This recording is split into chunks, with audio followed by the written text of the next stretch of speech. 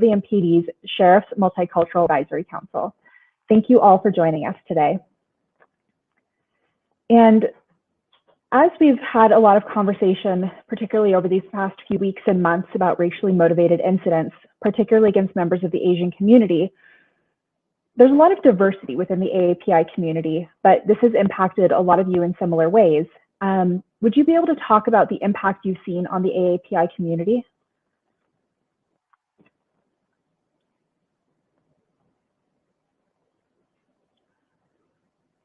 AG Tong?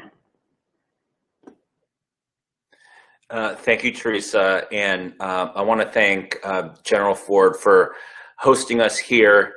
We came in as AGs together, and after hearing General Ford's bio, it's clear to me that I'm just the Asian Aaron Ford on the East Coast, and I have a lot of catching up to do to General Ford. He's a great friend, a great partner on these issues, and I just want everyone in Nevada to know that, you know, as soon as this started happening, not just in the last couple of weeks, but you know, over the last year or more, General Ford has really been very supportive of me and the AAPI community across the country, and I really want to thank him for that.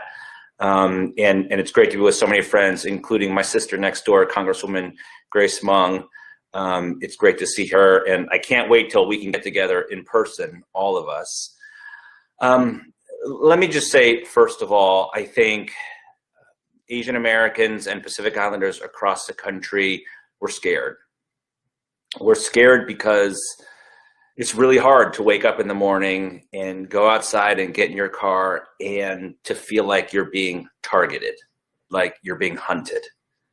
And today, our country really has been assaulted by several images. First is the image of George Floyd being murdered in Minnesota, and we're reliving that trauma again today and this week. And two more images, two videos coming out of New York, unfortunately, of a young man being assaulted on a subway, violently knocked unconscious, and an Asian American woman being kicked and beaten to the ground and suffering very serious injuries. And this is something that all of us feel personally, viscerally. You know, all people of color, all communities, people have been persecuted or in marginalized or minority communities. This affects all of us. Doesn't matter if you're an attorney general or a congresswoman or a small business person like my parents. All of us feel vulnerable. And I think for me, one of the hardest things is that we're reliving the trauma over and over again of not only being targeted, but of being invisible. You know, people are so surprised that there's violence against Asian Americans and Pacific Islanders. They say, I can't believe this is happening. And my response is, why? Why can't you believe it? This has been happening for decades and years and hundreds of years.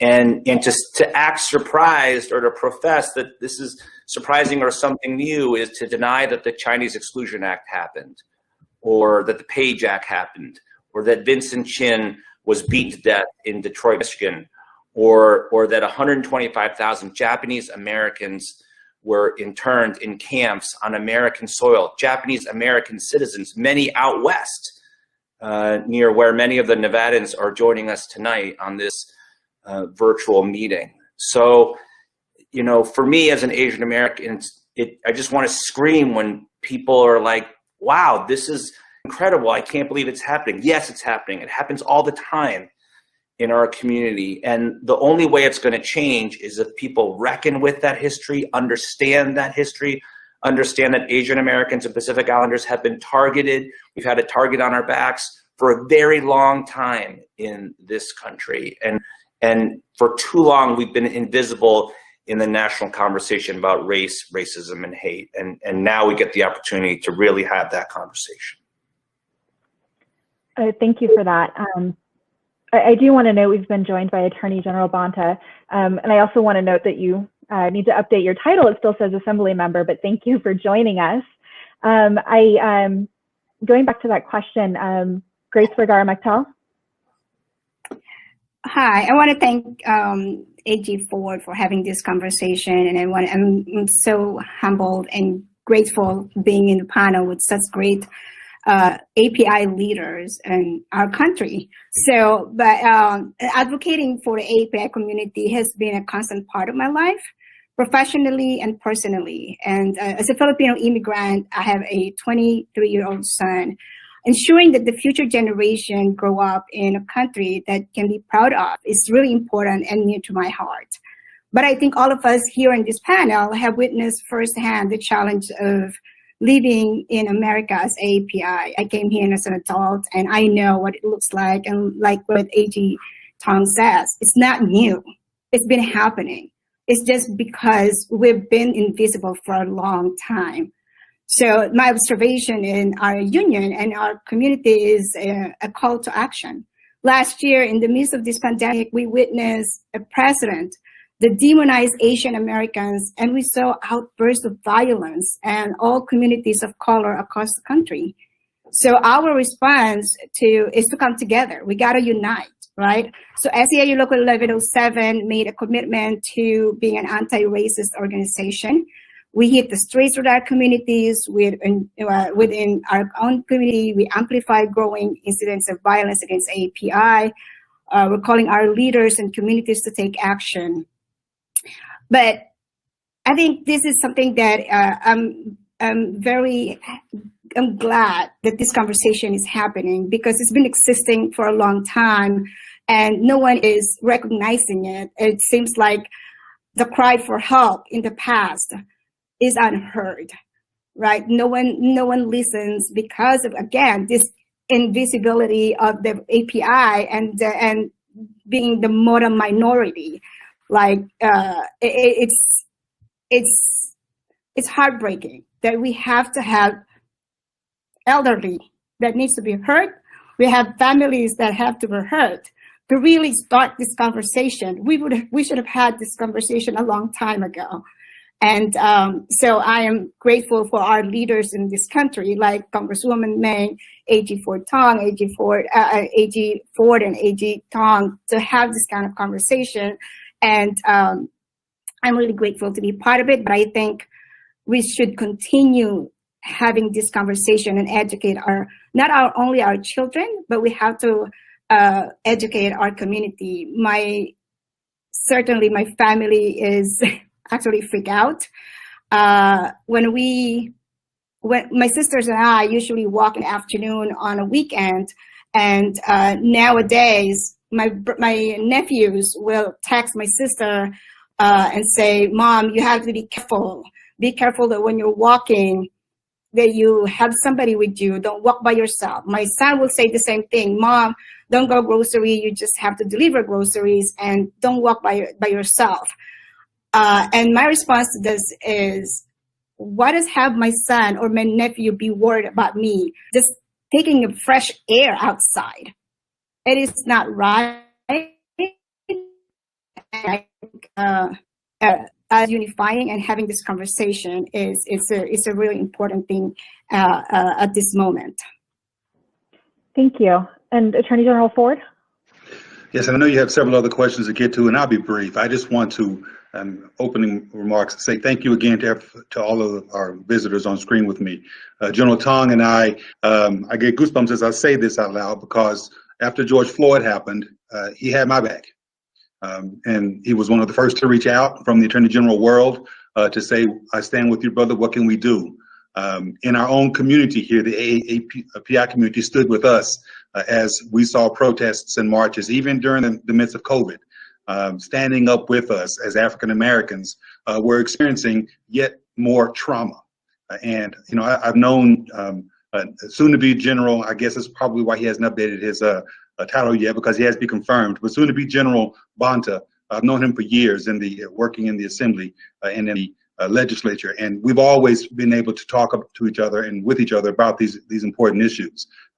Assemblywoman Nguyen, Yui Nguyen, and I'm glad to have Representative. Now I said Meng, but I heard Tong say Meng, and I want to pronounce your name correctly because my name is Aaron, not Aaron. So when you get a chance, please ensure you correct me what is it? What is it, Representative?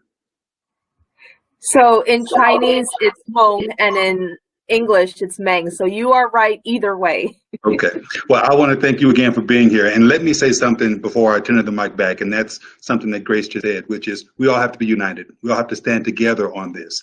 And while we're talking about conversations, and, you know, look, I've had these conversations before. This isn't new to me. And I'm not just talking about in the Black community. I mean, I've had conversations with my AAPI friends about these types of issues. It's not a new conversation.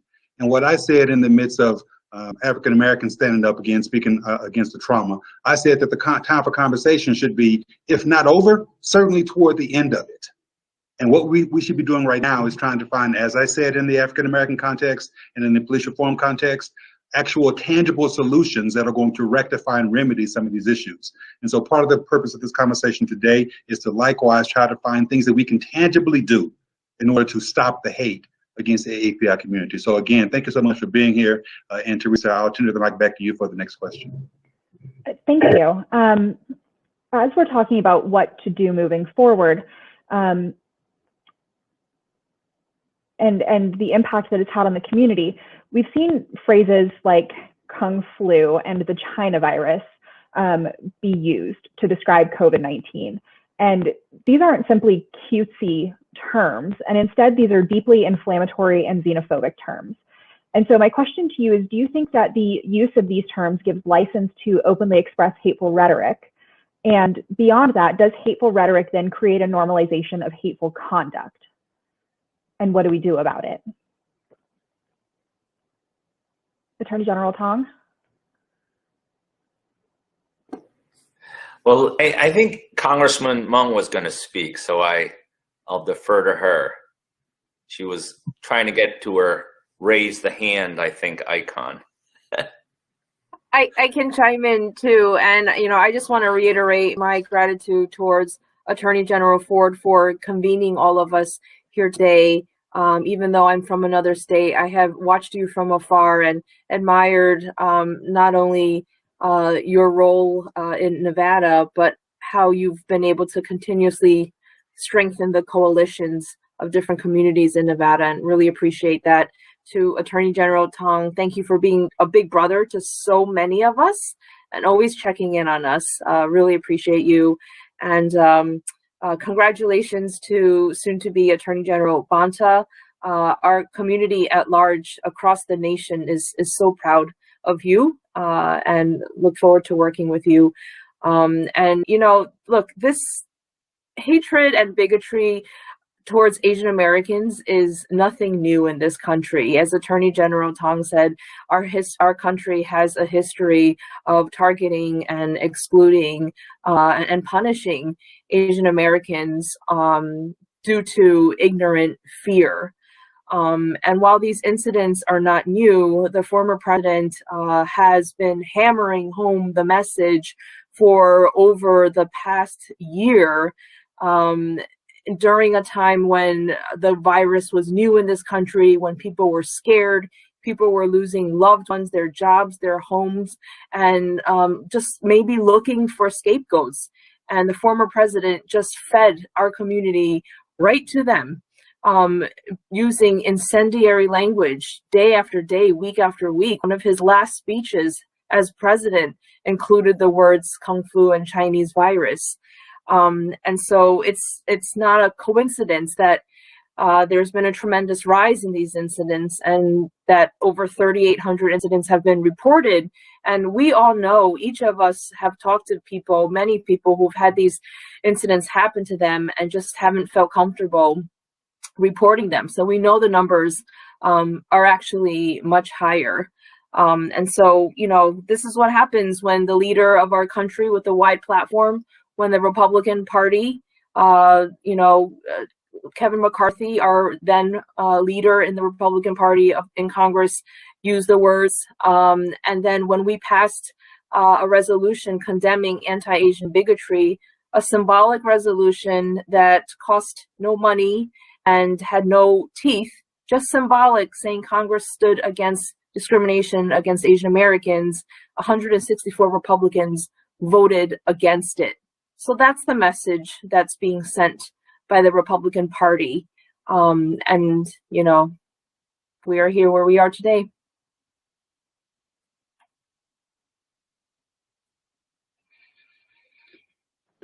Thank you. And Rochelle Wen? Thank you, and thank you, General Ford, for putting this together. I really do appreciate being included at this amazing table. I don't feel worthy, to be quite honest, but you know, just to reiterate what the Congresswoman had said, words matter. Those words matter, and they matter over time. And I really think it's time for us to speak up for ourselves when people use like things jokingly, flippantly, just casually, like the casual, like racist, like language and rhetoric just can't be tolerated. And I think we also need to count on our friends and allies to also stand up and say, that's not right. You know, just where we would want the same stand up when we hear other, like, you know, racially charged language being, you know, hurled at our friends and allies and our family members. And so I think it's very important for us to do that, because when we don't, and it becomes a normal part of it, we've allowed this language and this rhetoric to be normalized. And it wasn't just our former president that did this, although he did not help matters any. You know, this has been going on for quite some time. And so I think it's time for us to stand up and say that this is harmful. After what happened in Georgia, I can't tell you how many like young Asian American women came up to me, and it was really like, it was like reliving like trauma that I don't think that they had recognized and addressed. The over-sexualization of like Asian women, of our Asian children, and what kind of violent effect that could have on our communities as a whole. So I think it's time for us to stand up for, you know, and have our allies and neighbors also stand up for us. Thank you, Assemblywoman Wen. And Yui Wen? It's always great to go after the awesome Assemblywoman. It's rare to have two women in the House, so thank you for, it's so hard to follow you, but it's so nice that General Ford had this foresight of putting us together, and everybody here is my role model, and I want to be like you when I grow up.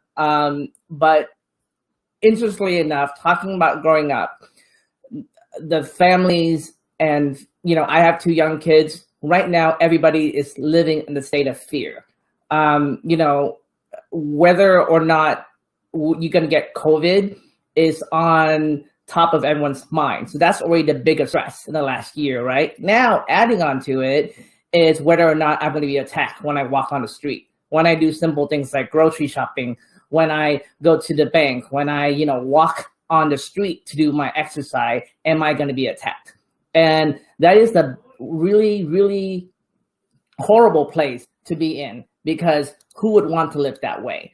And the perpetual foreigner stereotypes that all of us Asian has been, you know, experiencing living in the US, is that question, that inevitable question, where are you really from, right? Or more hostile, go back to where you came from. These are just the everyday things that we've been experiencing for many, many years. I've been asked that question, oh, you know, you speak English really well. You must, you know, learn it every day when you were in your country, but they don't know that I am a US citizen. And so those are the challenges that we're experiencing, and the level of hate just got a lot worse in the last few years. So the model minority myth that we are experiencing, the total keep quiet and stay in your lane and not be seen as visible, because the Asian Pacific Islander community has always been perceived as invisible. And so that is one of those, I think, adding on to the, you know, deeply inflammatory reference and xenophobia term of Kung Flu and China virus, it's just letting people know, because our former, you know, president let them know that it's okay to say those things. So that's why everyone felt like they had a badge of courage to say, you know, I'm just going to say it. So until we can really look at how we can normalize our interaction and be able to have not, you know, a fear when someone is coming up to you or approaching you, are they going to be nice to us, or are they going to attack us? And that is really the biggest fear right now that facing everyone, all Asian American across the United States. So I really encourage our federal leaders, as well as our state leaders, to really look at tangible things that we can do to protect our community by having strict enforcement against these types of behavior. And I wanted to recognize Congresswoman Meng for her sponsor of the COVID as well as Anti-Hate Act that is in the House of Representatives right now. But we need to do more. We need to do more to be able to make sure that our children growing up does not fear of being who they are. Thank you for that. And Attorney General Tong?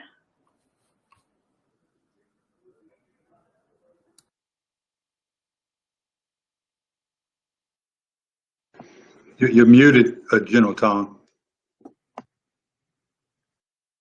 Sorry, it's only been a year, right? We should know how to use our unmute buttons. Before I say something, I was going to defer to our almost AG colleague, Rob Bonta. Rob, did you want to jump in here? I was going to say something about the stereotypes too.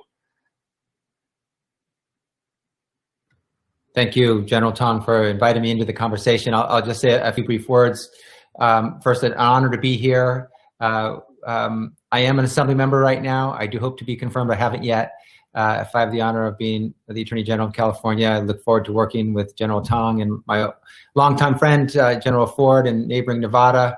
Congressmember Meng, I've admired and respected your work for a long time, and really thank you for your leadership during these really challenging times for our community. And appreciate the opportunity to share this space with all of you. I think this space is, representative of what we need more of. We have folks from all over this country coming together in unity, showing solidarity, allyship, support, common cause, to denounce and condemn what we all know is wrong, what we all know is not the society that we are and that we want to be. And we also know that words matter.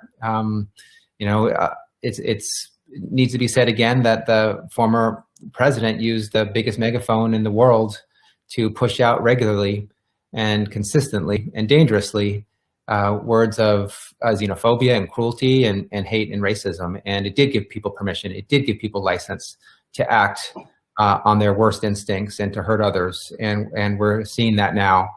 So it's important when leaders use our bully pulpit to speak words of unity and healing and support and love for our different communities. The API community is under attack right now, but it's not the only time a community has been targeted and attacked, and it's been the African American community, the Jewish American community, Latino community, LGBTQ community, and it's important that we all stand together and speak with one voice, unify and condemn, and to General Ford's comments and some of the other comments to take action. What that action is can vary. We probably have a healthy debate about the best ways to prevent hate crimes, support victims so they can heal, uplift, and invest in our communities. But I do really appreciate the federal hate crimes bill, Congressmember Meng. It's a very thoughtful contribution and solution at a time when it's most needed. So I'm just very appreciative for the opportunity to be here in this space with all of you. Thank you for inviting me, General Ford. I'm honored to be in the presence of such incredible leaders and to work with you. Thank you. I know Assemblywoman Nguyen has to go, but I want to give her the last word before she leaves, and then General Tong, I'll turn back to you, please. Thank you so much. I'm sorry for those of you that are not from Nevada. We only meet every other year for 120 days, and so we have some first committee passages dates coming up right around the corner. So unfortunately, I do have to run and do some state business here, the people's business, really. But before I left, I did want to say thank Grace and all of her members. I see her there. I think we can't focus enough on the AAPI community that are frontline workers in these hospitals, the nurses, the nursing staff that are in there fighting this horrible global health pandemic, and then now also having to deal with the visceral hate and violence that is out there on the streets. So I appreciate all the work that her and her members are doing, and thank you guys for including me in this, and have a wonderful night. Thank you so much. Well, Congresswoman Meng, there's been a number of people that have touched on it, and so I think this would be a good time. You recently proposed a COVID-19 Hate Crimes Act. Can you give us an overview of what that would accomplish if passed? Sure, thank you. This is legislation that I and Senator Mazie Hirono from Hawaii introduced. It really would just try to streamline some of the processes under which the Department of Justice analyzes and collects data on hate crimes. Right now, there's sort of a state-by-state approach. It's not unified or centralized at all. It would assign a point person at the Department of Justice to be able to review these incidents.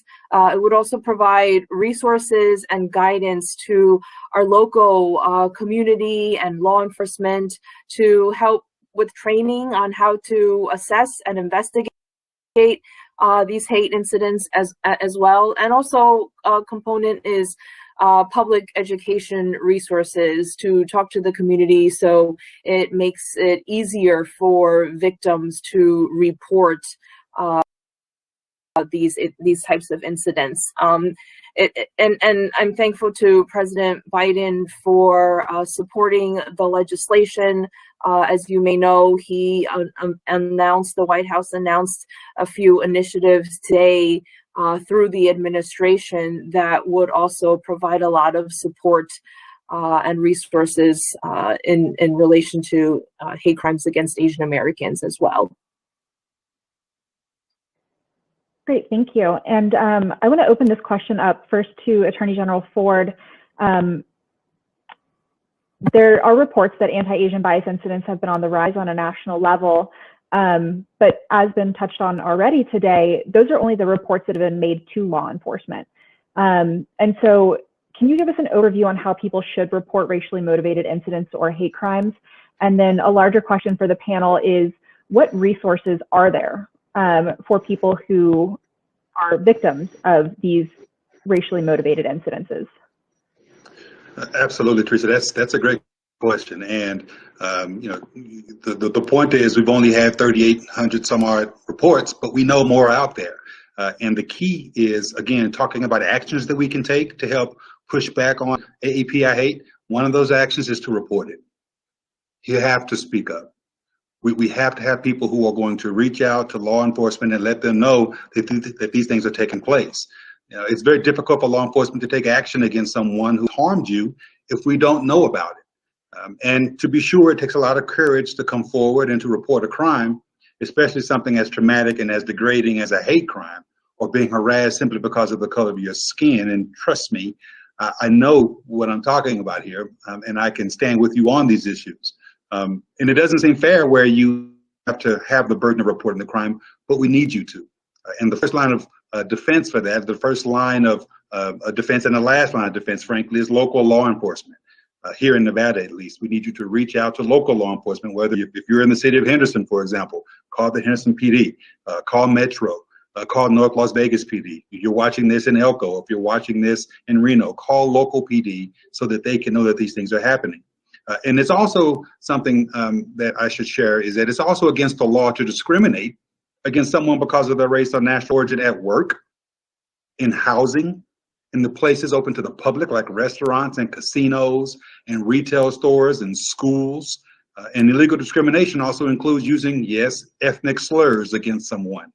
So if you've been discriminated against or harassed at your job or by your landlord, especially during these times, or by a public business, you should file a complaint here in Nevada with the Nevada Equal Rights Commission. So those are two things that you can do at the outset to help us start to remedy these issues. Speak up and report to local authorities or to the Human Rights Commission, to the Equal Rights Commission that we have here in Nevada.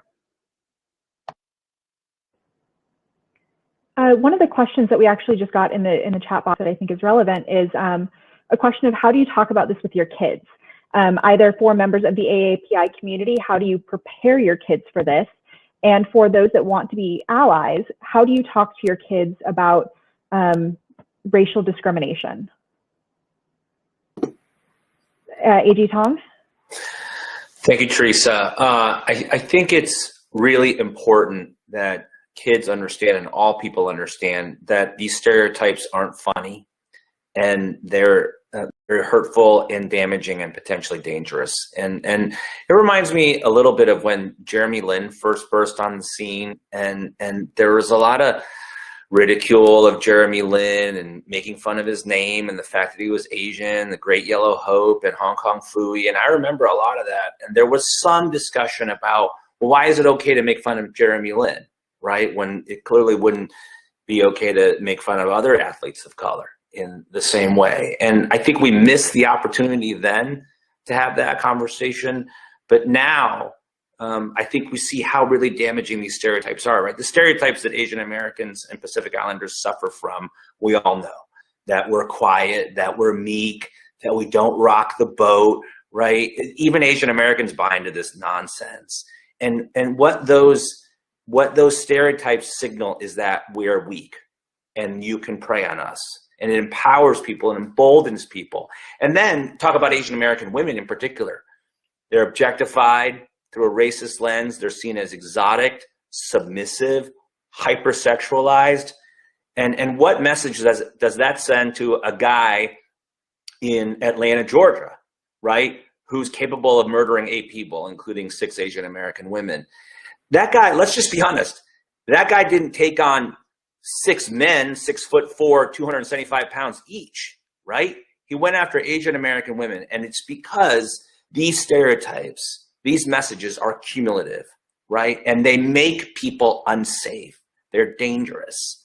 And that's why I think with my kids, I've got to educate them. You can't just let it go, right? You can't just let the name calling and the mocking go. You can't just laugh it off. You've got to push back because it's cumulative and it builds. And particularly my 2 Asian American young women, you know, that I'm trying to raise, it makes them unsafe. And it puts them at risk.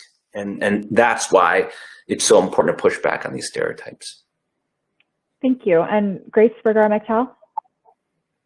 Well, I think I remember when my son was 7, 8 years old. And we've talked about, because he was first time going to be in the school bus. And he would come home and say, kids are teasing him.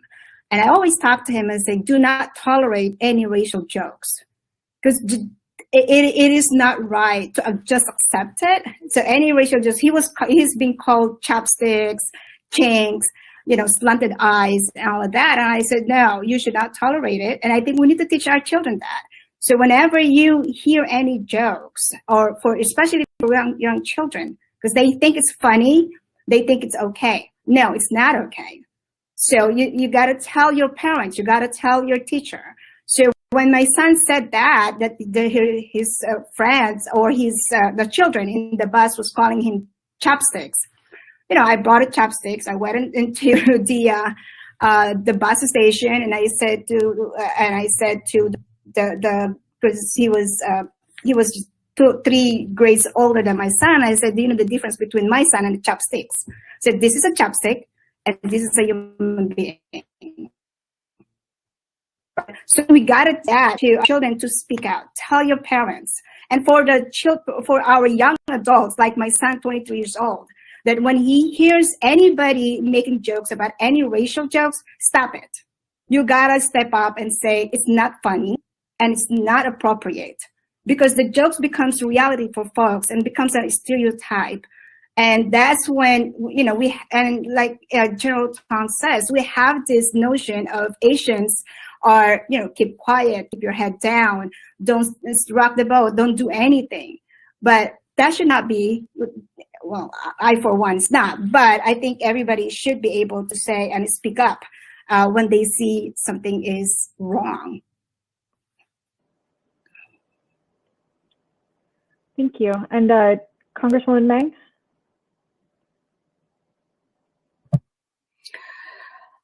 It's hard. I feel like I want a guidebook on, you know, the best 20 responses to use when someone hurls a racial slur at you, right? And I think talking to your kids, kind of preparing them mentally, letting them understand that it is important to speak up. And what Grace said was incredibly true, in that for so many of us, including myself, especially when I was younger and when it was happening the first few times, I kept quiet about it. If I was with my parents, they didn't speak English. They didn't know that someone was making fun of me or fun of us. So for most of my childhood, I just let it go. They weren't really incidents that put me in any real physical harm's way. But it's true, like with all the incidents in the past few weeks happening to the elderly, and then the tragedies in Atlanta, we have heard from so many people talking about these incidents that have happened throughout their lifetime. And, I want to say to people right now who, there's so many people who ask how they can help and how they can be allies. This is one of the things that we can do, is to provide the space and to have these conversations with people, because people don't necessarily understand. It's always been politically acceptable and socially acceptable to kind of taunt Asian Americans. And so just speaking up oftentimes is probably what people don't expect at all. But also encouraging our children to understand that this applies to every community. My kids are in middle school. I took them to some of the Black Lives Matters protests that were happening in New York last year.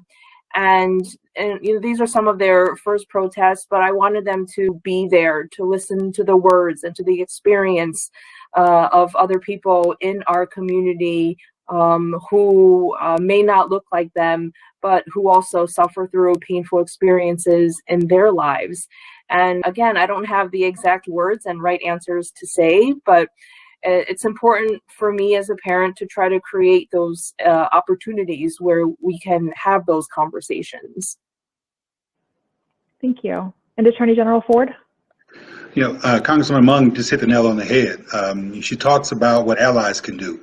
I can't tell you how many times I got that question, what can we do as allies in the aftermath of George Floyd? And to be honest with you, I was dealing with my own trauma at the time and didn't have a good answer. I didn't know what to tell them, but I've thought about it. And I'm so glad that Congresswoman has given you some tangible things right in the midst of the trauma that's going on right now. Because what happens is this, and we've seen it happen since George Floyd, for example, people get complacent, the fervor dies down, and people get quiet. And then, as the Congresswoman says, when it comes time to hit the green button, for example, as a congressperson or as a legislature, they don't. They hit the red button. They hit the red button. They text you and say, I'm with you, I stand with you. But when it comes time to actually make a decision to help effectuate real positive change on the issue, they stand back. So as an ally, don't be that person. Be there when the fervor dies down. Speak up right now. The talk that I have with my kids, everybody knows about it. It's all over the news. You've heard about the talk of a black man to black boys. You've heard about that. But part of the conversation I have with my kids is the same one you've heard them say on this screen right here, which is you do not tolerate intolerance. There is no room for tolerating intolerance. When you hear it, you speak up. You defend yourself, but you defend others as well. And how you have to understand that you have a role in trying to eradicate this utter nonsense that's existed for way too long. And I want to move folks, and I'll be quiet after this, from a position of ignorance, and I don't mean that in a pejorative sense. I mean literal ignorance. They don't know. Some people don't know that they've made something that's offensive. So move them from ignorance to intentionality. What do I mean by that? That means that when they make an ignorant statement, you correct them, you teach them. And that way, if they do it again, you know it wasn't ignorance. It was intentional. And then you can categorize them as you desire. But as an ally, you have to speak up during this time, but beyond this time, when the fervor dies down, you continue to speak up and speak out. And then when the time hits it, when the time is right for you to be able to take some affirmative steps and actions, you do that as well. Thank you. And Mr. Bonta. Well, yeah, thank you for this really incredible discussion and a very thoughtful insight here. On the issue of stereotypes, the thing about stereotypes that can be so damaging is that it dehumanizes people and lessens their value and reduces them to something less than human. If we can see our common humanity, if we can humanize all people and get past the labels and the stereotypes, then I think that's a way to talk to our young people. And sometimes it means taking a stroll through history and Asian American history and talking about some things that are painful, the immigrants who were excluded, communities that were rounded up and interned, communities that were prevented from owning property or entering certain public accommodations, people who were killed, Vincent Chin, the shootings in Atlanta, and then saying, those were human beings. How do you think their family felt? How do you think, what was that experience for their communities? But also talk about hope and inspiration and optimism, the incredible API leaders that have led, the incidents that have changed our world. I was born in the Philippines and came here as a 2-month-old, and my hero is my mother, who fought against martial law and the human rights abuses of Ferdinand Marcos until democracy was restored in 1986. She was part of the United Farm Workers of America movement, helped fight for greater justice, and that those stories of power and agency and change making, I think, can inspire our young people to believe that they can help create a world that is not where we need to be yet. So acknowledging and absorbing that pain and that reality of where we are, but seeing where we need to go and inspiring them to help take us there because they can. Thank you. And since you brought it up, and I know A.G. Tong mentioned it as well, if we're looking at the history of treatment in the U.S. of Asian communities, starting with the Chinese Exclusion Act of 1882 and the Japanese internment camps during World War II, they say that those that don't learn from history are doomed to repeat it. And so what do we need to learn from the history of the treatment of Asians in America? Mr. Bonta, I'll start with you since. Well, I think the Asian American history is so important. Telling our stories, our beautifully diverse stories, ethnic studies is really important. The history has not captured the full dimensions of all of our experiences here in this country and in California, the most diverse state in the nation, and uplifting those stories. I was a history major in college. I looked in history books as a young boy, as a high school student, as a college student, for the stories of me and my family, of the Filipino American experience, and I could never find it. And so what I spent time writing about as a history major in college is giving voice to silences in history, filling gaps where stories weren't told, where great leaders led and events happened, but they weren't being told. And I thought that was important. It was a way to honor our elders, our manongs and manangs in the Filipino American community, to inspire our young people growing up who feel invisible and unimportant because they don't see themselves in the history books shaping our country and our state as although it's true. And so it's important to tell those stories and to share our diverse experiences. And part of it is telling the painful ones because it's important to know what people are capable of doing. It's not imagined, it's not intellectual, it's true. It's what we did to one another. So human beings are capable of some awful, ugly things, but knowing about them and knowing that they should be condemned and denounced, and we should move forward with more unity and love for one another, I think is really important too. Thank you. And Congresswoman Meng? Well, I think that this goes to the very issue of invisibility that has been mentioned throughout tonight. We are practically invisible from our school textbooks to the budget books of our government. In fact, a study just came out today where philanthropic organizations, I think Asian American organizations received, I think about 0.20%, not even 1% of all the money, charitable money that is given out to various communities. In New York City, Asian Americans represent 15% of the population, and we get about 1% of the city budget that goes towards our communities. And so, we need to be teaching our history.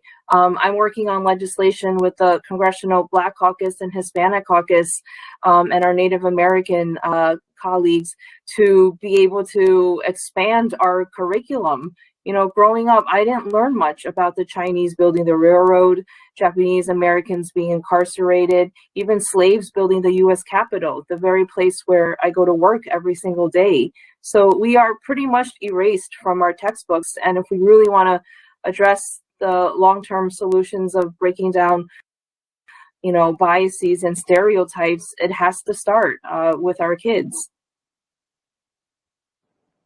Thank you. And Yui Wen?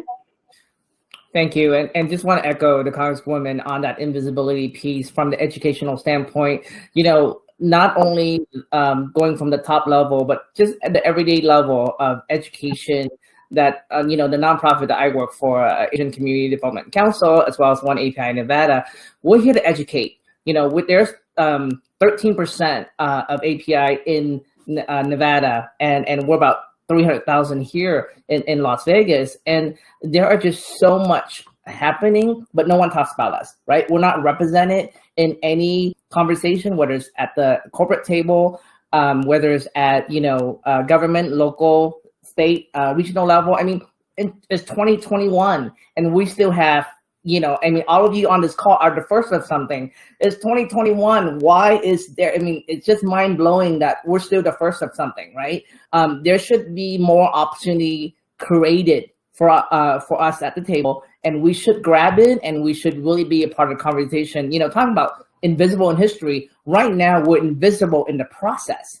And thank you to, you know, AG Ford for, you know, always be inclusive, and you were my state senator for many years, and I know that you always do a great job of reaching out to us, but there needs to be many more like you, because we just can't have conversation at the table if we're not there. I mean, there used to be a joke that, hey, you know what, if you're not at the table, you're on the menu, right? And I know none of you want to be on the menu. So the challenge for us is that we need to consistently fight for a spot at the table, and that shouldn't be the case anymore, where conversation in our country should be inclusive, and it's not just check the box conversation. We have to be actionable, and we have to really involve all of the generations together and be able to come up with ways to make sure that we just look beyond just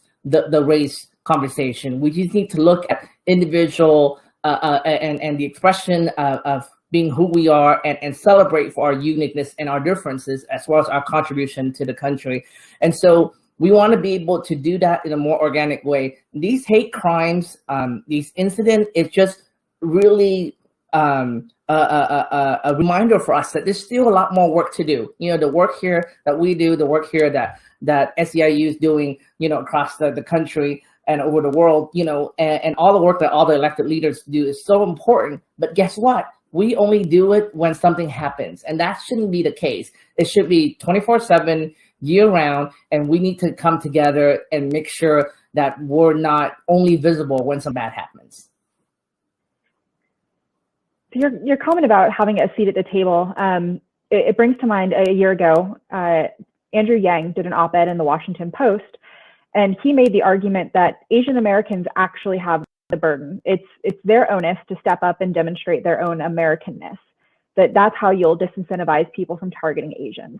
It's the idea that if you work hard to assimilate, you wear your red, white, and blue, and you partake in volunteering in the community, that you can show those around you that you're also an American. And by doing that, you'll decrease xenophobia.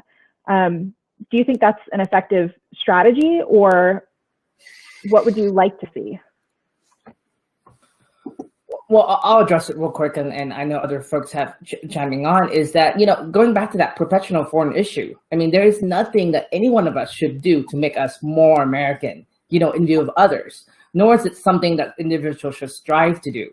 Assuming that assimilation is key to achieving the Americanness places a very heavy burden of addressing the anti-Asian violence on Asian Pacific Islander American. This is not an effective strategy, and it does not change prejudices about Asian in the mainstream. So we need to continue to look at, you know, ways to really think about how we can feel American by just being simply who we are and celebrate our differences rather than trying to assimilate into one. Thank you. Congresswoman Meng?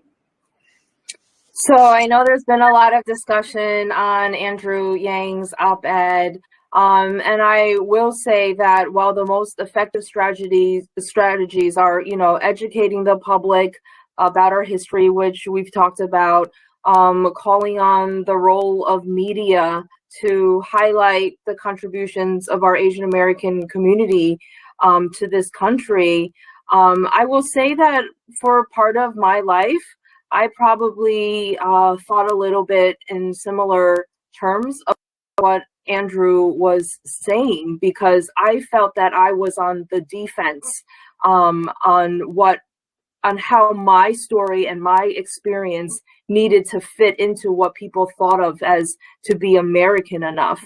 And now I understand that we can be on the offense. Our history, it might look different than what people think. It might sound funny. It might, the foods might look funny, but this is a part of our history, and our history, our experiences are just as American as anyone else. And I will tell you, some of the people who really solidified that feeling and those teaching in me are the 6 Asian American women who died in Atlanta, because for too long, many of us have been maybe embarrassed about our history, or thinking, that we've been made to feel like foreigners and outsiders in our very own country. But those women, and I told this to their children when I met them in Atlanta over the weekend, when we visited them, that their moms, their legacy to this country is that they have empowered so many Asian Americans, especially Asian American women, to own up and to be proud, be confident in the history and the contributions and the sacrifices that they've made for their family, and that their story is just as American as anyone else. Thank you. And Grace Vergara-Mactel? I always tell my son to be yourself and be proud. Is that not what everybody wants, right? So, but I think it is really about intentional educating our community, our family, and intentionally doing that. I think be proud of the history. So I think the contributions of the Asians have made to America is not talked about like everybody says in the panel, but from the Chinese building the railroads to the Filipino manongs and the farm workers to now healthcare workers that day in, day out have helped and fought COVID-19. And some of them sacrificed the ultimate sacrifice, that they lost their lives, right? I think those are the things that we need to be proud of. And we need to talk about what are the contributions that we made in this country. And I think that is something that we have to talk about on the dining table, talk about to our children, and be proud of that. Because I think, I want to believe that we live in a country that promotes and champions our individuality, our culture, our uniqueness, and recognize our diversity rather than notion of assimilation. We should be loud and proud of ourselves. We should not be invisible. We should not be shy. We should not put your head down. Speak up and be proud. Thank you. And Attorney General Tong? Thank you. I know we're running short on time. Andrew was a year behind me in college. He did incredible things in that campaign, but I could not disagree more with that sentiment. And I don't have to prove anything to anybody. I'm as my American identity and the fact of my parents' American citizenship and my citizenship were earned through their sacrifice and their perseverance, and the struggle of their immigration to this country, and how they work 15 hours a day, 7 days a week for me in our Chinese restaurant. They earned that. And to paraphrase, I think a Korean American woman journalist at CNN who was attacked in an airport, she said, "I'm as American as Korean barbecue." well, then I'm as American as pork fried rice. And I think one of the challenges, though, is we don't tell our stories enough. And let me say what happens when we don't tell our stories enough. Our allies don't know that they're allies. And let me give you an experience. When the president declared war on America's immigrants, President Trump, not this president, President Trump, when he declared war on America's immigrants, everybody thought he was talking about people at the southern border. He was talking about Hispanics and people from Latin America and Mexico. And he said that he wanted to denaturalize American citizens, immigrants who came here and earned their citizenship. And it occurred to me, well, shoot, he's talking about my parents. And then he went on, and this is a common attack, he attacked anchor babies. You know, the native-born, American-born children of immigrant parents. And then it occurred to me, he's talking about me. I'm an anchor baby. I'm a proud anchor baby. And I think our community, Grace, I think you hit it on the head.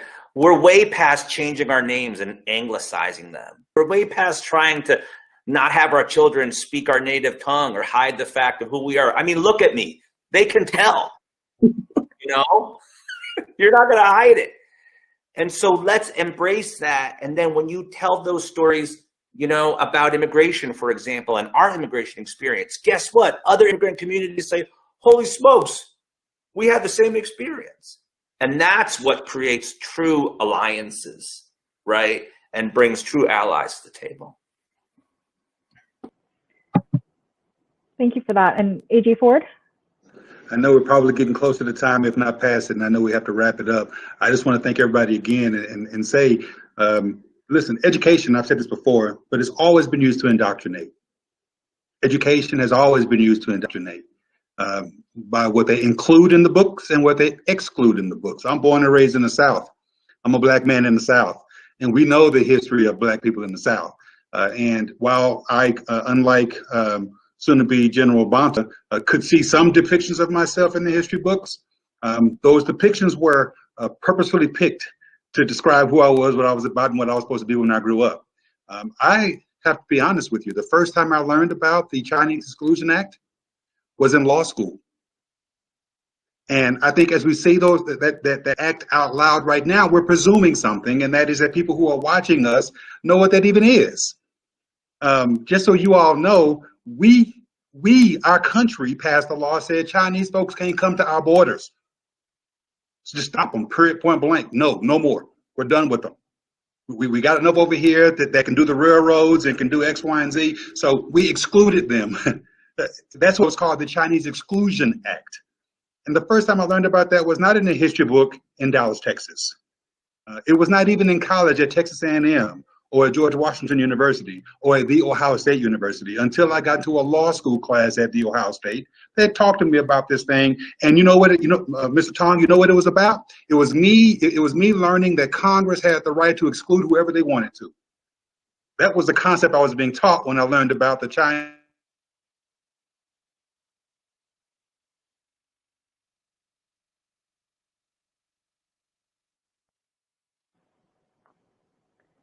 Well, it looks like AG Ford is having a little bit of an internet connection problem.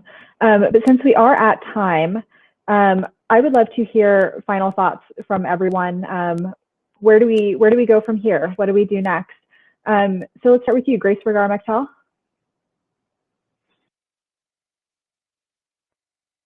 Thank you. I think we need to continue to drive and lead on this conversation. Like AG Ford says, this conversation have been going on, but I think it has, we got to continue it. We got to continue to educate even the members of our family that sometimes. Oops. Sorry, AG Ford, we lost you there for a minute. So I think the education that our family within the dining table and to our friends, so we got to extend it. We do it, like I said earlier, SEIU has the anti-racist organizations. Because we believe that it's not enough that you're not racist, you have to be anti-racist. And we have to educate our family, our children about being anti-racist. I think education leads to change, and we have to change. It impacts our policies and law. There is still much to do in educating our friends, our communities, our policymakers, and even our law enforcement agencies. But they must hear our issues. They must understand our issue, so that in turn, we're working in partnership to build better future and safe and for our API community. And I think it's important that this collaboration with different community organizations happens, not only with the API community, but also our lawmakers. And again, I am humbled to be here, and I thank our lawmakers for intentionally focusing on the API issue. So thank you so much. And thank you so much, Grace. Yui Wen? Thank you again for having me on this panel. I think, at the end of the day, just reiterating a few things I said earlier, is that we just need to continue to make space for each other and learn more about each other, and realize that there's so much diversity within all of our communities, and frankly, with the Asian community itself. I mean, according to the last census, and we can't wait to see that number later this year on the recent census, but just right here in Clark County, Nevada alone, we have 28 different cultures and languages within the Asian Pacific Islander community alone, right? 28. Imagine trying to get all of that together and really celebrate, right? We are not a monolith. We not one checkbox and you're done, right? There's just so many different cultures within this diverse community. So we need to do more to educate ourselves and educate those around us. And education, I believe, is the only way we can overcome these challenges. We have access issue, language barrier, healthcare access issue, food insecurity, immigrations, a variety of inequality through our economic lens, and also tacking on discrimination on top of it. So I urge, all of our leaders, federal or state, or even local leaders, to continue to collaborate and work with us and support our ability to move our community forward and make sure that there's always a space for us at the table. Thank you so much. Mr. Bonta.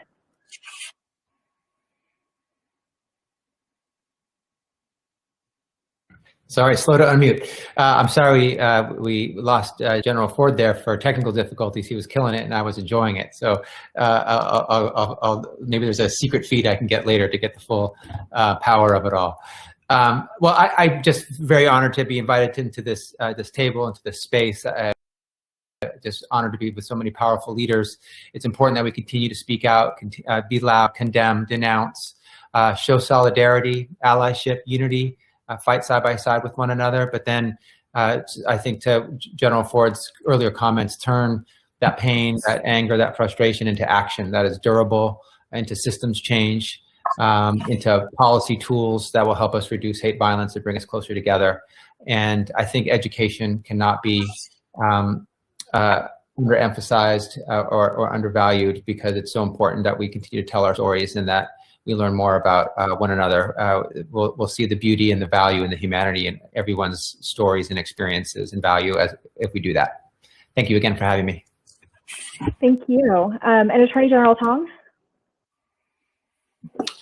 Thank you, and thank you, General Ford, for convening us tonight, and thank you all for being part of this. The only thing I would say is, while I disagree with Andrew that we have to prove that we're American, I think we have to do a better job of proving to each other the value in joining together and being strong and cohesive as a community.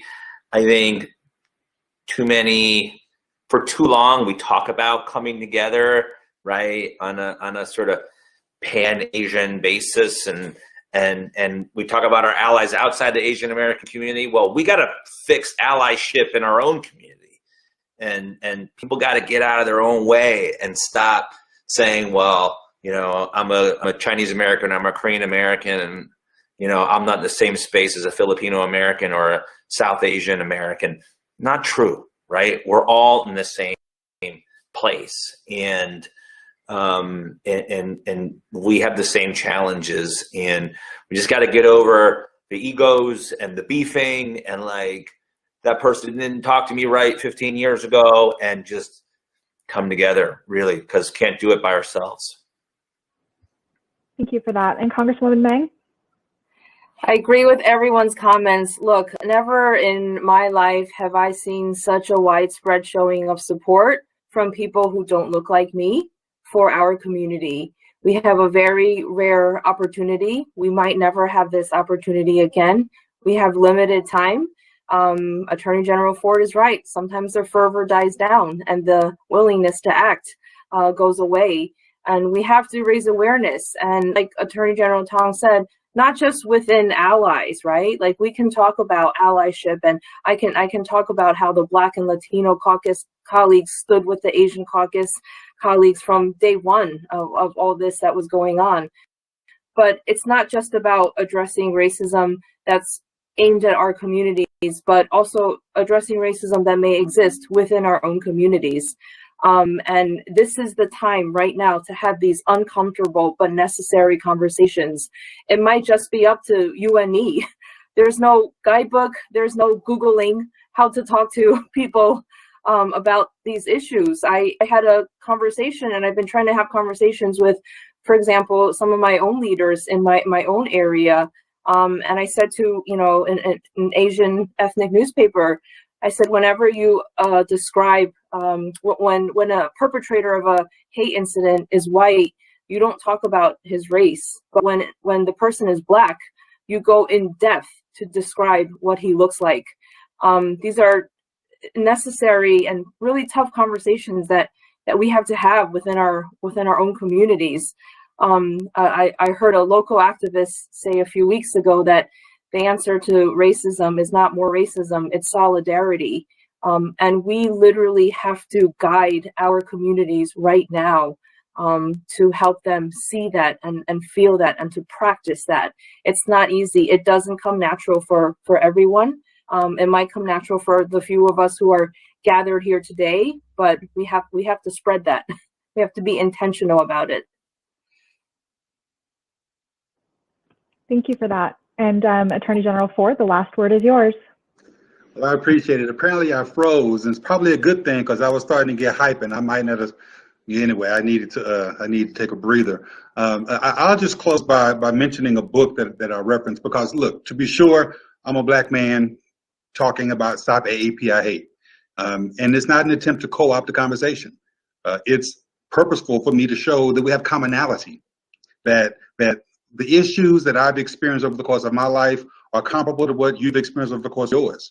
And that's generation upon generation. And the book I was going to talk about before I got cut off was The Miseducation of the Negro. It's a book written by Carter G. Woodson. And in the book, he talks about the miseducation of the Negro. And the premise that I'm going to paraphrase is that if you control the way a person thinks, you don't have to worry about the way they'll act, because they will conform to how you've trained them to think. See, I've been in the business of mind control with my kids for 27 years now, because I want to control how they act. And this book talks about it in the Black context, that if you make a person think that he's shiftless, lazy, good for nothing, his woman is no good, you're not a good father, you're not a good man, then that's how that person's going to act. And for generations that happened. And so we had to recognize the miseducation in order to re-educate, so that my sons know that they can be wherever they want to be. They're not shiftless. In fact, they're brilliant, they're geniuses, they can do. And I offer this in the context of this conversation because we have to re-educate the public about the AAPI experience here as well. This model minority concept that we've heard people talk about right now. This ignorance that we have about the Chinese Exclusion Act unless you go to law school. These are types of things that we are responsible for doing. And as an ally, I'm committed to standing next to you, with you, and right on top of you. I shouldn't say it that way. Right next to you. You get the point. I'm just trying to be arm in arm with you to get this done. So thank you so much for taking time out of your evening schedules on the East Coast and on your afternoon schedules here on the West Coast to have this conversation. More than that, we've given people some concrete ideas of things they can do.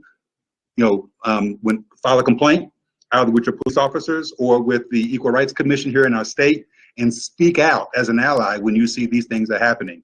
And so, again, thank you so much for having us out here, Teresa. Thank you so much for moderating this. It was fantastic. And I look forward to continuing working with everybody else to stop AAPI hate.